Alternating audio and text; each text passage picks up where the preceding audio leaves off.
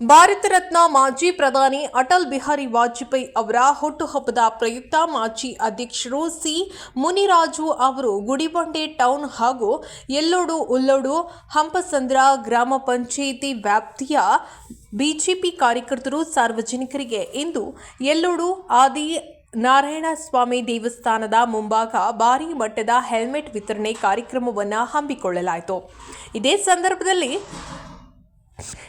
ಸಂದರ್ಭದಲ್ಲಿ ಗುಡಿಬಂಡೆ ಪಟ್ಟಣದ ಸಾರ್ವಜನಿಕರಿಗಾಗಿ ತಮ್ಮ ತಂದೆಯ ಸ್ಮರಣಾರ್ಥವಾಗಿ ಹೊಸ ಆಂಬ್ಯುಲೆನ್ಸ್ ಅನ್ನು ಶೀಘ್ರದಲ್ಲೇ ಸೇವೆಗೆ ಬಿಡುಗಡೆ ಮಾಡುವುದಾಗಿ ಘೋಷಿಸಿದರು. ಇದರಿಂದ ತುರ್ತು ಸಂದರ್ಭಗಳಲ್ಲಿ ಪಟ್ಟಣದ ಜನರಿಗೆ ತ್ವರಿತ ವೈದ್ಯಕೀಯ ನೆರವು ದೊರೆಯಲಿದೆ ಎಂದು ತಿಳಿಸಿದರು. ಕಾರ್ಯಕ್ರಮದ ವೇಳೆ ಯಾವುದೇ ಗೊಂದಲ ಅಥವಾ ಅಸಮಾಧಾನ ಉಂಟಾಗದೆ ಸಾರ್ವಜನಿಕರು ಹಾಗೂ ಕಾರ್ಯಕರ್ತರು ಶಿಸ್ತಿನಿಂದ ಸಾಲಾಗಿ ನಿಂತು ಹೆಲ್ಮೆಟ್ಗಳನ್ನು ಸ್ವೀಕರಿಸಿದರು. ಸ್ಥಳದಲ್ಲಿ ಸಂಚಾರ ಜಾಗೃತಿ ಸಂದೇಶಗಳು ಮೂಡಿಬಂದಿದ್ದು, ರಸ್ತೆ ಸುರಕ್ಷತೆ ಕುರಿತು ಜನರಲ್ಲಿ ಅರಿವು ಮೂಡಿಸಲು ಈ ಕಾರ್ಯಕ್ರಮ ಸಕಾರವಾಯಿತು ಎಂದು ಸಾರ್ವಜನಿಕರು ಅಭಿಪ್ರಾಯಪಟ್ಟರು. ಭಾರತೀಯ ಜನತಾ ಪಕ್ಷದ ರಾಷ್ಟ್ರೀಯ ನಾಯಕರು, ಮಾಜಿ ಪ್ರಧಾನಮಂತ್ರಿಗಳು, ದೇಶ ಕಂಡಂಥ ಅಪ್ರತಿಮ ಅಜಾತಶತ್ರು ಸನ್ಮಾನ್ಯ ವಾಜಪೇಯಿ ಅವರ ಹುಟ್ಟುಹಬ್ಬದ ಪ್ರಯುಕ್ತ 25ನೇ ತಾರೀಕು ಸಾಂಕೇತಿಕವಾಗಿ ಬಾಗೇಪಲ್ಲಿಯಲ್ಲಿ ಸುಮಾರು ಸಾವಿರಾರು ಜನಕ್ಕೆ ಹೆಲ್ಮೆಟನ್ನು ವಿತರಣೆ ಮಾಡಿ ಕಾರ್ಯಕ್ರಮ ಹಮ್ಮಿಕೊಂಡಿದ್ವಿ. ತುಂಬ ಯಶಸ್ವಿಯಾಗಾಯಿತು.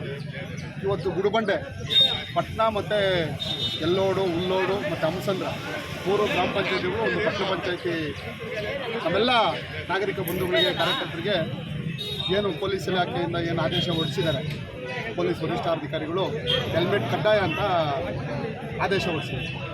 ಆ ಒಂದು ನಿಟ್ಟಿನಲ್ಲಿ ಈಗಾಗಲೇ 2022ರಲ್ಲೂ ಕೂಡ ನಾನು ಹೆಲ್ಮೆಟ್ ವಿತರಣೆಯನ್ನು ಮಾಡಿದ್ದೆ ನಮ್ಮ ಕ್ಷೇತ್ರದ ಜನಕ್ಕೆ.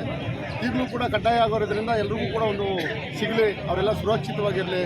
ಅವರೆಲ್ಲೇ ಒಂದು ಗಾಡೀಲಿ ಪಾಪ ಈಗಾದರೆ ಈ ಭಾಗದಲ್ಲಿ ಕಾರುಗಳು, ಬಸ್ಸುಗಳು ಜಾಸ್ತಿ ಓಡಾಡೋಂಥ ವ್ಯವಸ್ಥೆ ಇಲ್ಲ. ಹಳ್ಳಿಗಳಿಂದ ಹಳ್ಳಿಗಳಿಗೆ ದೂರ ಇದೆ. ಟೌನ್ಗೆ ಬರಬೇಕಾದ್ರೂ ಪ್ರತಿಯೊಬ್ಬರು ಗಾಡಿಯನ್ನು ಉಪಯೋಗಿಸಬೇಕಾಗಿದೆ. ಈಗಿರ್ತಕ್ಕಂಥಕ್ಕಾಗಲ್ಲ. ನನಗೆ ಒಂದು ಅವಕಾಶ ಇದೆ, ಅದು ನ್ಯಾಯಾಧೀಶರ ಮೇಲೆ ಡಿಪೆಂಡ್. ಅದು ಒತ್ತೊತ್ತಿ ನಾನು ಆವತ್ತು ಹೇಳಿದ್ದೀನಿ, ನ್ಯಾಯಾಧೀಶರ ತೀರ್ಮಾನ ಅಂತಿಮ. ಅದು ಏನಾಗುತ್ತೆ ಕಾದು ನೋಡ್ತಾ ಇದ್ದೀನಿ. ಅದ್ರ ಬಗ್ಗೆ ನಾನು ತಲೆ ಕೂಡ ಕೆಡಿಸ್ಕೊತಾ ಇಲ್ಲ.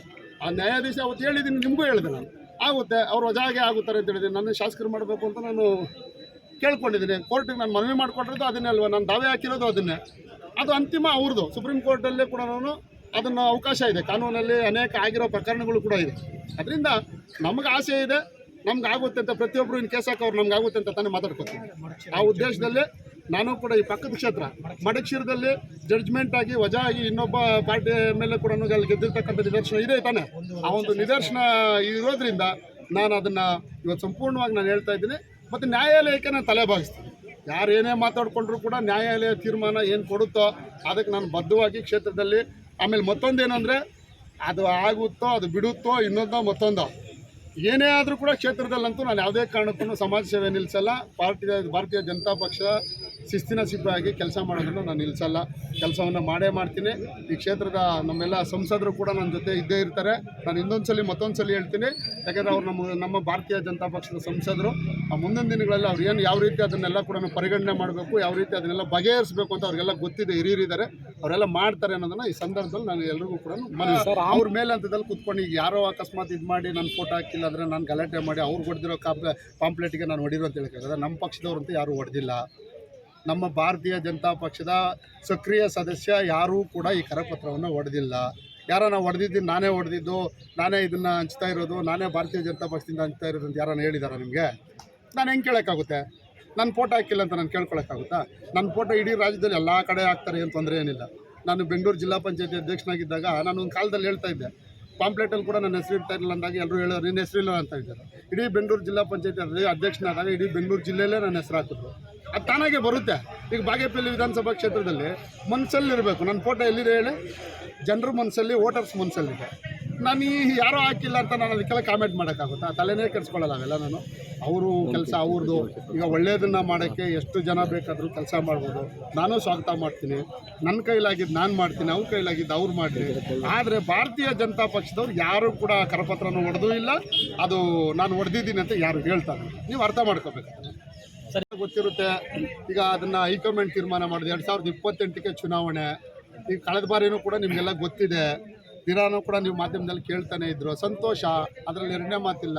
ನನಗೆ ಬಿ ಫಾರಂ ಕೊಟ್ಟರೆ ನಾನು ಭಾರತೀಯ ಜನತಾ ಪಕ್ಷದ ನಿಷ್ಠಾವಂತ ಕಾರ್ಯಕರ್ತ, ನಾನು ಇವತ್ತು ಕೆಲಸ ಮಾಡ್ತಾಯಿದ್ದೀನಿ. ಇವತ್ತು ಕೂಡ ಈ ಕ್ಷೇತ್ರದಲ್ಲಿ ಭಾರತೀಯ ಜನತಾ ಪಕ್ಷನ ಸಂಘಟನೆನ ಬೆಳೆಸ್ತಾ ಇರ್ತಕ್ಕಂಥವನು. ದೇಶದಲ್ಲಿ ನರೇಂದ್ರ ಮೋದಿಯವರು, ಅಮಿತ್ ಶಾಜಿಯವರು, ನಡ್ಡಾಜಿಯವರು ಗಮನಿಸ್ತಾರೆ, ಸಂತೋಷ್ಜಿಯವರು, ರಾಜ್ಯದಲ್ಲಿ ಯಡಿಯೂರಪ್ಪನವರು, ವಿಜೇಂದ್ರಣ್ಣವರು, ಅಶೋಕಣ್ಣವರು, ಅನೇಕರು ನಮ್ಮ ಸಂಸದರು ಕೂಡ ಗಮನಿಸ್ತಾರೆ, ಸುಧಾಕರ್ ಅಣ್ಣವರು.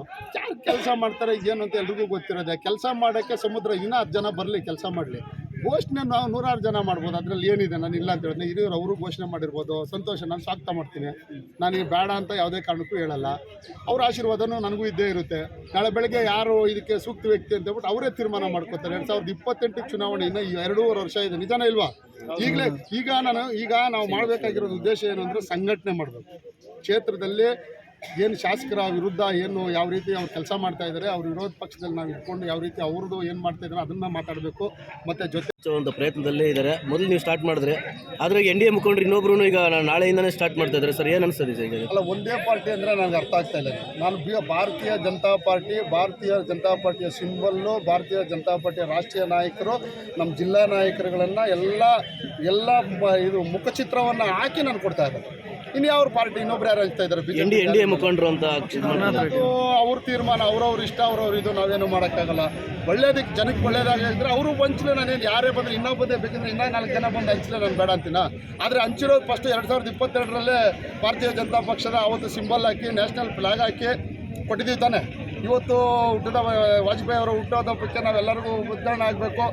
ಏನೋ ನಾವು ರಾಜಕೀಯ ಉದ್ದೇಶದಿಂದ ಮಾಡ್ತಾ ಇಲ್ಲ, ನಾವು ಸಮಾಜ ಸೇವೆ ಮಾಡಬೇಕು. ಪೊಲೀಸ್ ವರಿಷ್ಠಾಧಿಕಾರಿಗಳು ಈ ಒಂದು ಆದೇಶವನ್ನು ಮಾಡಿರ್ತಕ್ಕಂಥ ಸಂದರ್ಭದಲ್ಲಿ ಪಾಪ ಸಾವಿರಾರು ಜನ ಇಲ್ಲಿ ಓಡಾಡೋರು ಫೈನ್ ಕಟ್ಟಬೇಕಾಗುತ್ತೆ ಅಂತ ಉದ್ದೇಶ ಇಟ್ಕೊಂಡು ನಾನು ಅದನ್ನು ಈಗಾಗಲೇ ಕಾರ್ಯಕರ್ತಕ್ಕೆ ತಂದಿದ್ದೀನಿ. 2ನೇ ದಿನ ಈಗ ಹಂಚ್ತಾ ಇದ್ದೀನಿ, ನೀವೇ ನೋಡ್ತಾ ಇದ್ದೀರಾ. ಇಡೀ ಕ್ಷೇತ್ರದಲ್ಲಿ ಪ್ರತಿಯೊಬ್ಬರಿಗೂ ಹಂಚ್ತೀನಿ ಗಾಡಿ ಇರೋರಿಗೆ ಅಂತ ಹೇಳಿದ್ದೀನಿ.